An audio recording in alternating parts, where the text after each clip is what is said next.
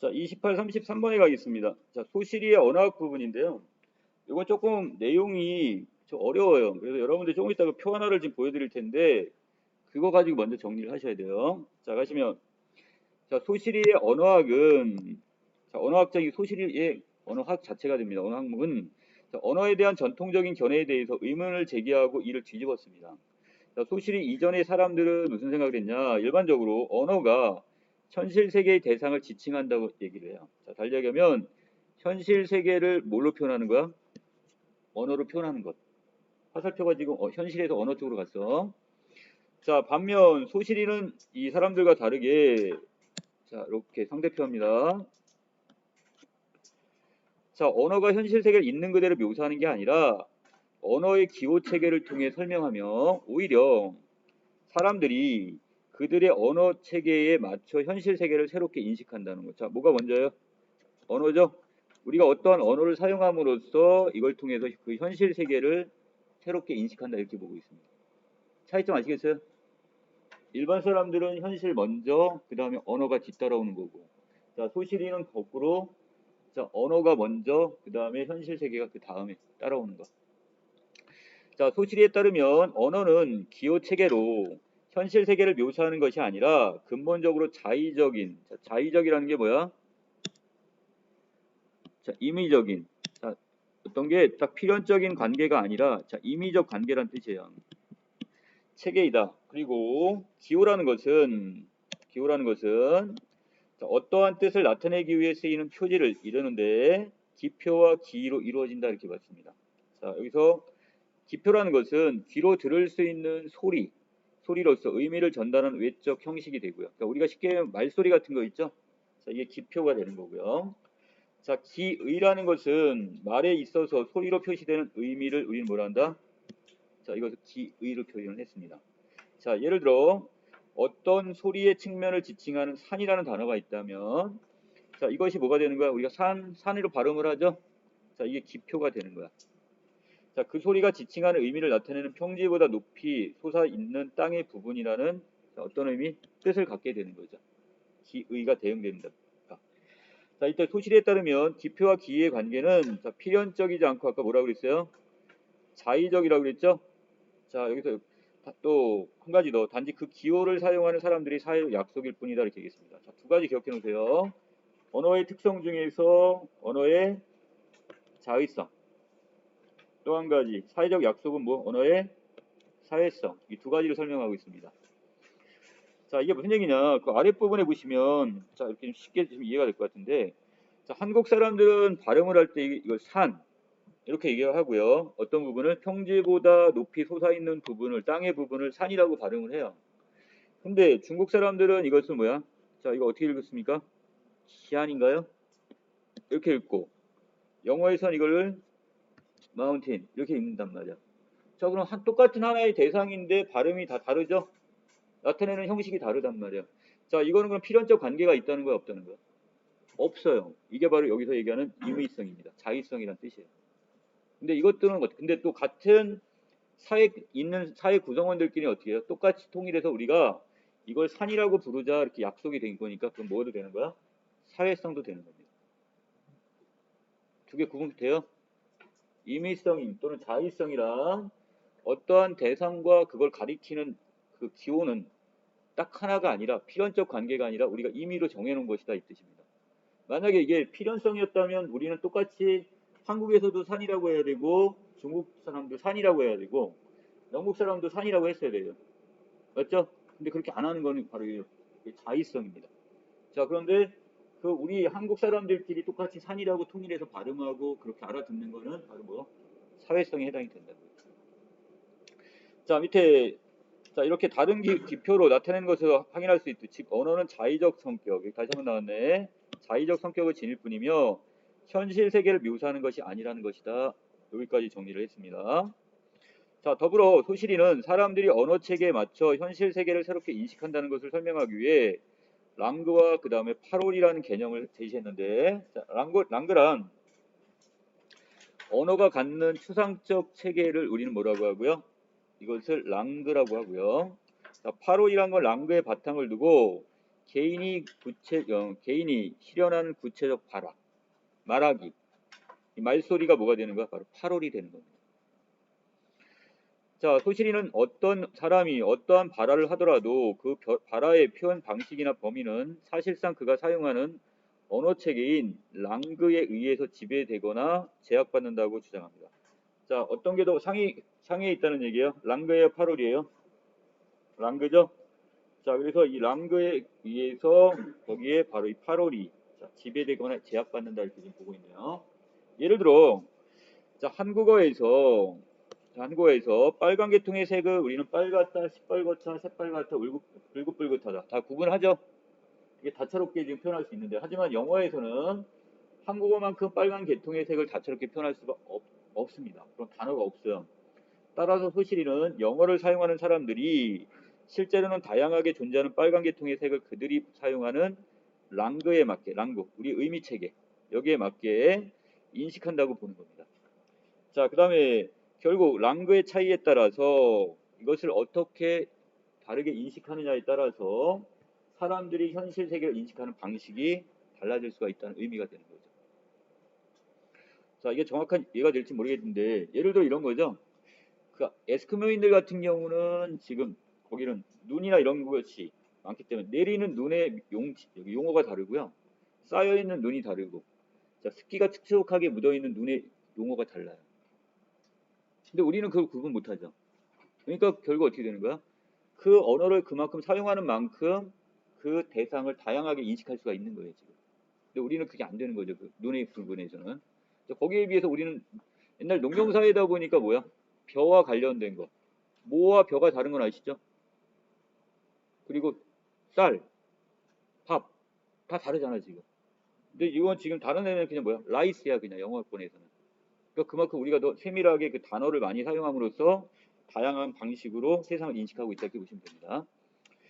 자, 일반적으로 사람들은 어휘를 선택하고 그것을 언어 체계에 맞춰 발화하는 주체가 발화자 자신이라고 생각해요. 말하는 사람 자기 자신이 주체라고 생각을 하는데, 하지만 소실이는 그렇게 생각을 안 했어요.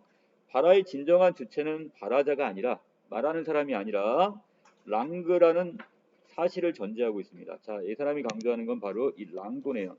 랑그. 결국 소실의 언어학은 언어가 현실 체계를 수동적으로 재현하는 수단이 아니며 오히려 언어가 현실 세계를 어떻게 한다? 자, 구성한다는 생각을 함축하고 있다 이렇게 보시면 됩니다. 자, 됐어요? 자, 여기 한 가지 보고 갈 게 있습니다. 자, 여기 왼쪽 부분에 바로 이 표입니다. 이거 머릿속에 꼭 넣어 놓으셔야 돼요. 문제 풀 때 이거 필요합니다. 우리가 어떤 하나의 지시물이 있는데 지시물을 말소리가 그 지시물을 직접 가리키는 게 아니라 뭘 통해서요?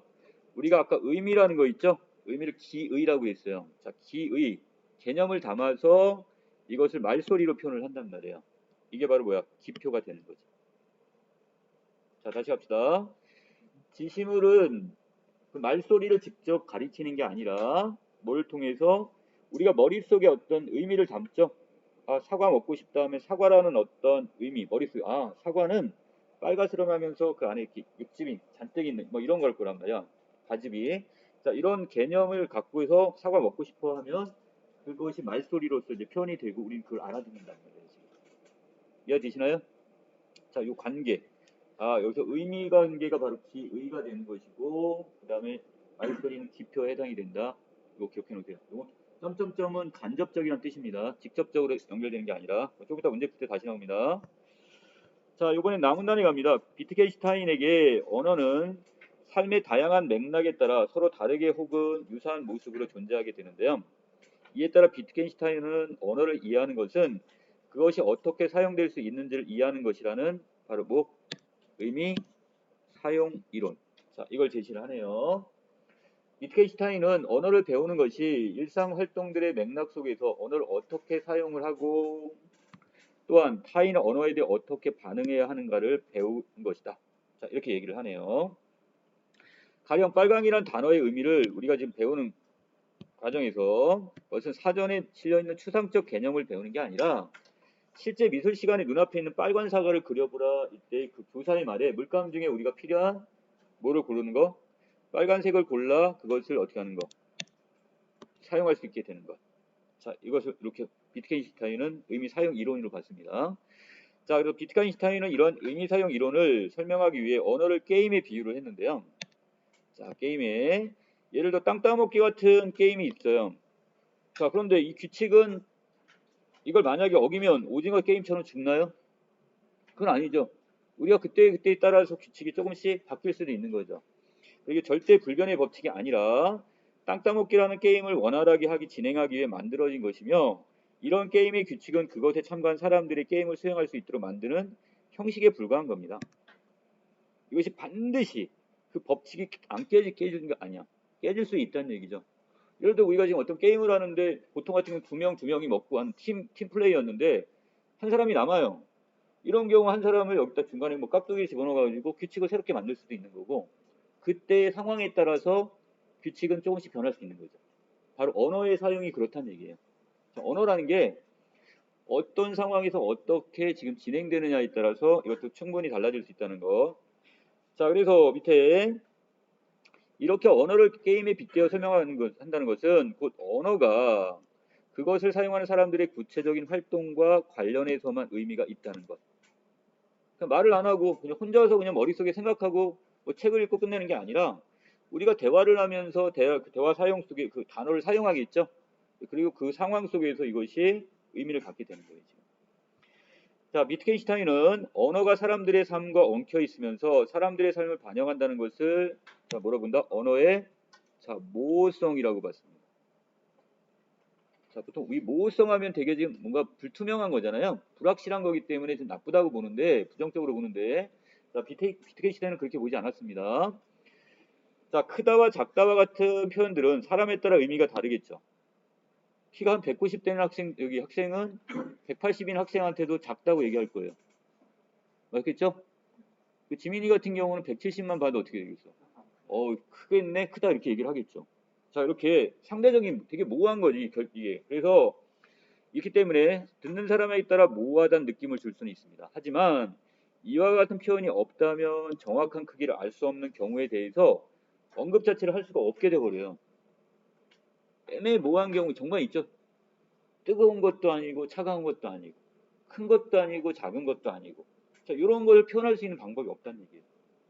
자, 그래서 더욱이 사람들은 간혹 의도적으로 모호한 표현을 사용하는 경우도 있습니다. 따라서 비트겐슈타인은 언어에 존재하는 많은 불명확성, 아까 이걸 모호성이라고 했죠? 이 언어의 모호성을 오히려 단점이 아니라 뭐가 될 수가 있다? 장점이 될 수 있다고 보고 있습니다. 높은 수준의 명확성이 오히려 융통성의 여지를 없앨 수도 있다고 말합니다. 자, 전통적으로 어떤 개념을 형성하는 일은 수많은 종류의 나무로부터 뭘 뽑아내는 거야? 자, 우리가 공통 요소를 뽑아내서 나무라는 개념을 하나 형성하게 되죠. 그러니까 여러분들 머릿속에 지금 나무하면 일상적으로 그려지는 어떤 나무가 있을 거야. 근데 그 나무는 정확하게 따져보면 은행나무도 아니고 그렇다고 그것이 느티나무도 아니고 여러 가지 나무가 복합된 어떤 하나의 체계일 거란 말이에요, 지금. 자, 그래서 서로 다른 개별적이고 구체적인 대상으로부터 공통 요소를 추출하는 과정을 통해 이루어집니다. 하지만 비트겐슈타인은 개념을 사용할 때 그것의 적용 사례들의 어떤 공통 요소가 반드시 있어야 한다는 강박관념을 어떻게 하라? 버리라고 강조합니다. 왜? 이는 결국 언어가 그것을 사용하는 사람들의 삶과 맞물려 있어서 삶의 양식이 다양한 만큼 언어도 역시 다양하기 때문이에요. 이걸 딱 하나로만 얘기할 수는 없다. 어떤 대상이 있는데 반드시 이것으로만 얘기할 필요는 없다는 얘기예요. 그 사람이 A라는 사람은 이걸 이렇게 볼 수도 있고 똑같은 사과인데 다르게 보일 수가 있단 말이야. 그래서 이건 답이고 이건 정답이 아니다. 이렇게 얘기할 수는 없다는 얘기예요. 따라서 비트겐슈타인에게 있어 언어란 현실 세계를 재현하는 게 아니라 언어를 사용하는 사람들의 소통에 의해서 만들어지는 것이다. 이렇게 얘기를 합니다. 계속 강조하는 건 뭐예요? 실제 생활에서 우리가 사용하는 언어 그것이 의미를 갖는 거다 이거야 지금. 자, 이거 됐어요? 자, 28번에 갑니다. 가나의 서술상 공통점은 자, 각각 가에서의 소실이와 그 다음에 나에서의 비트겐슈타인의 언어에 대한 이론 이걸 구체적 사례를 들어서 소개를 하고 있습니다. 자, 1번. 자, 29번 랑그와 파롤에 대해 가장 적절한 걸 찾으라고 했으니까 자, 아까 이거 한번 나왔었죠? 자, 랑그가 더 어디? 자, 위에 있다고 그랬어요. 자, 그래서 8호는 거기에 뭘 받는다? 제약을 받는다고 분명히 얘기했습니다. 답 4번. 자, 30번에 자, 지금 수업 게시판의 일부분인데 자, 이 중에 적절한 걸 찾으려네요. 자, 과제는 자, 소시르와 그 다음에 여기는 비트겐슈타인 중 한 명의 입장에서 이를 해석해 댓글을 다는 건데 영어에서는 오징어 또는 문어라는 단어는 존재하는데 존재하지만 자, 쭈꾸미와 낙지를 나타내는 단어는 없대요. 독특하네요. 자, 그다음에 물론 이들에 대한 생물학적 학명은 존재하지만 이는 일상적 단어가 아니므로 사실상 그러한 단어는 존재하지 않는 것과 같다고 얘기를 하고요. 자, 이때 영어권의 외국인들은 대부분 낙지와 문어를 잘 구분하지 못할 뿐더러 맛도 구분하지 못하는 경향이 많대요. 별로 안 좋아하나 봐 이걸. 자, 소실의 입장에서는 결국 어떻게? 결국 언어가 현실 세계를 어떻게 한다?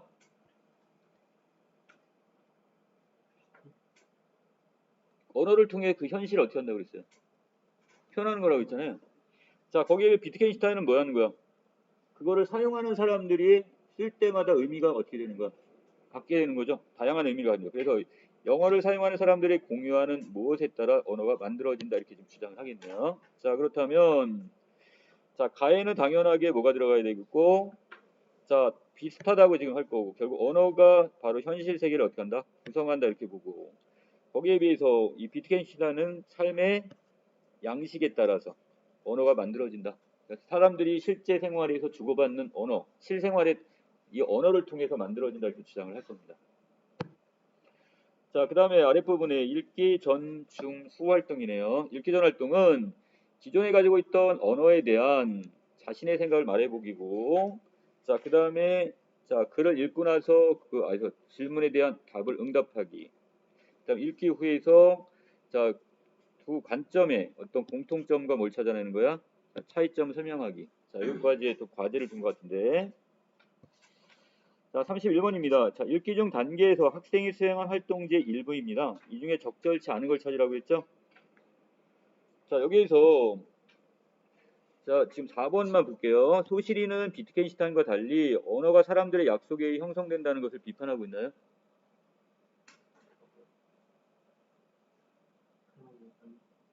다르다고 봤던 거지 그걸 비판하자고 한 건 아니잖아 지금 여기에서.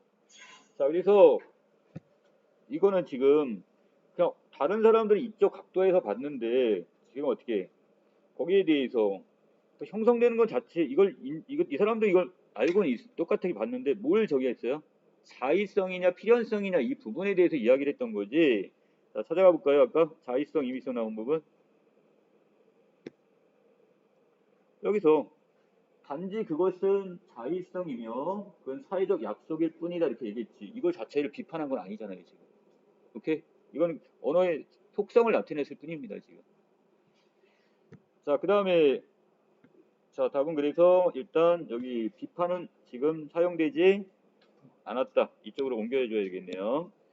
자, 32번에 읽기 후 활동인데 자, 이 중에 적절하지 않은 겁니다. A 부분에 말소리와 지심을 간에는 직접적인 관계가 없으며 개념이 말소리와 직접적으로 연결이 됩니다. 자, 여기서는 자, 조심해 주세요. 말소리와 지심을 간엔 직접적 관계는 없다고 했고요. 개념이 무엇과 말소리와 직접 연결된다고 그랬어요. 아까 우리 삼각도 그린 거 있었죠? 삼각도 그린 거 기억나요? 자, 다시 찾아가 보세요. 자, 뭐가 지심물은 말소리와 직접 관련이 없고 개념이 말소리와 직접 연결된다고 했어요. 맞나요? 자, 그 다음에 자, 지시물은 개념을 통해 말소리와 간접적으로 연결되는 자, 간접적으로 아까 분명히 딴딴딴 뭐로 표현했어요? 이렇게 점선으로 표시했죠? 일정 의미를 지니게 됩니다. 자, 2번에 B에 보시면 언어란 현실 세계를 재현하기 위한 수단이며 언어의 의미는 곧 언어가 구체적으로 지시하는 대상. 세계가 먼저 있고 그 세계를 재현하기 위해 언어가 존재한다. 소실은 이거에 대해 긍정, 부정? 부정적 입장이 되겠죠. 자, C. 언어에서 사물의 이름은 임의적으로 붙여진 게 아니다. 뭐야, 이건 필연성이란 얘기네요. 자, 그리고 사물의 이름은 어떤 자연의 법칙에 따라 지어진 거다. 법칙이 있다 이렇게 봤으니까. 자, 이거 소실이는 B와 C에 대해서 뭐라고 얘기하겠어요? 다 부정하겠죠.